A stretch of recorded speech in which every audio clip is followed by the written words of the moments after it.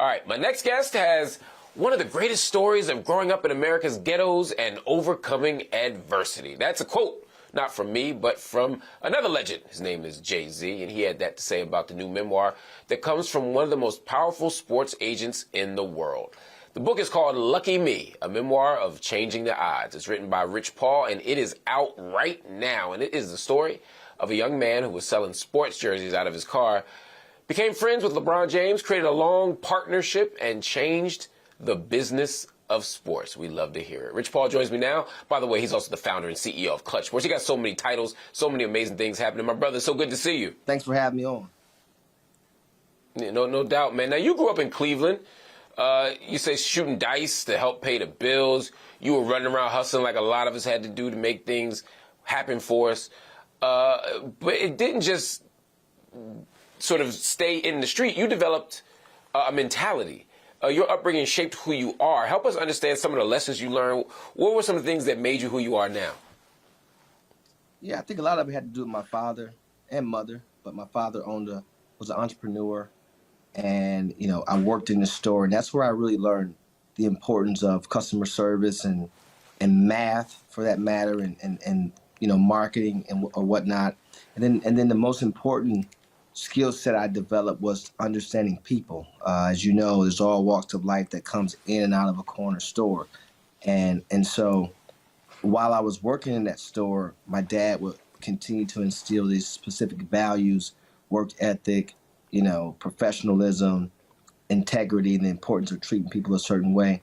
But then once I was able to step foot outside, he had to prepare me for what was going on in my surroundings, in my community. And that was coming from a place of survival. And I had to understand impulse and have great awareness. And again, understand people and being able to see things before it happened per se, or have a specific feel. And so I just carried those traits into the world I live in today. One of the things I love about your book is how transparent you are, how honest you are. There's a very generous way that you talk about what your parents gave you, what they taught you. And then there's a way that you also talk about some of the hard stuff, You said you watched your mom struggle with addiction. What was one of the biggest lessons you learned from that ordeal? I think, oftentimes you turn something, you look for a reason to be upset and be mad. And then you also look for a reason to give up. I had a lot of peers that took the environment or something that may have transpired that they actually had no control over and used that as an excuse.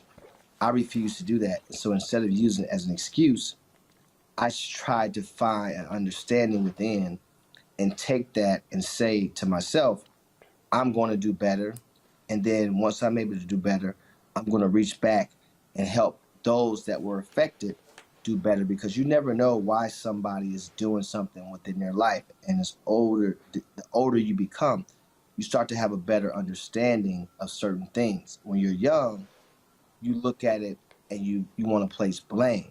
And so that's exactly what I did. As I got older, I got in better position, and I was able to reach back and do the things for my mother that she wasn't able to do for herself while struggling. And so that's a very proud moment that I have for myself and my family. And, my dad, I want to thank him as well, and my mom, because she didn't sugarcoat it. She helped us understand what was going on and why. And I respect her more than ever because despite what was going on and me understanding exactly what was going on, she had enough respect for us that we never seen it. And I think that's extremely important. That is super important, and it's so fascinating to watch how you have navigated those relationships, how you've made sense of them, how you have come to terms with them, made peace with them. And speaking of relationships, obviously the world makes a lot about your relationship with LeBron James. How did that happen exactly? Was that like a friendship, partnership that you sought out? I mean, there's no way. I mean, he was very good at basketball, but there's no way you could have known he'd be one of the greatest players ever. Ultimately, it was God's plan for me to be in a place that I was in and him to be in the place that he was in, and for me to be open-minded and willing to have a conversation, for him to be, curious about a specific thing, And that led to many, many steps that we don't have enough time for here today, but that led to many, many steps. And I'm extremely grateful for what we have today, not just a brotherhood, but a continued friendship, a business relationship, a partnership in certain ways, and more importantly, a respect for one another. You know, when I started my business, there was a lot of chatter amongst several agents and agencies, both black and white led, and they were You trying being to generous, brother. It wasn't chatter. It was hate. It wasn't chatter. It was hate. Yeah, the hate. Yeah, it was a lot of hate, and it still is today. About where LeBron sat, and he owned a piece of my business, and all these type of things. And so the respect that he had for me, I'm extremely grateful for, and the opportunity that he gave me to not only representing him, the respect he had to pay me, you know, what I deserve as an agent, and not try to cut corners because of who he is. Again, the respect we don't normally give each other as Black people. And then in addition to that, the support as I move forward. And so I was able to go on and build something, but, you know, we still sit here today with the same relationship as we had 22 years ago. And so it is a beautiful thing when that happens, because, you know, it don't happen quite often. And, you know, I'm just taking the bull by the horns and continuing to grow. And today I sit here with in 3 sports across the globe, and you know, including Tyrese Maxey, right? Yeah, represent Tyrese, and who is just a rising star, and more importantly, he's a much better person than he is basketball player. I'm a Philadelphian. I'm a native Philadelphian. I'm a season ticket holder. I don't care about nobody else you represent. You need to make sure, this is going to give you some unrequested advice, make sure we protect Tyrese Maxey at all costs. Don't show him no other cities. Don't do nothing else. Tell him we will tie him to his chair if we got to.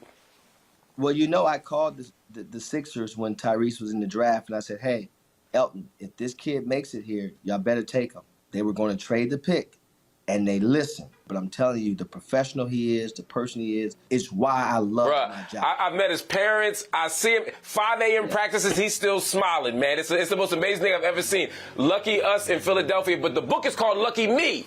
The book's available everywhere. But as always, we encourage you to support your local Black-owned bookstore.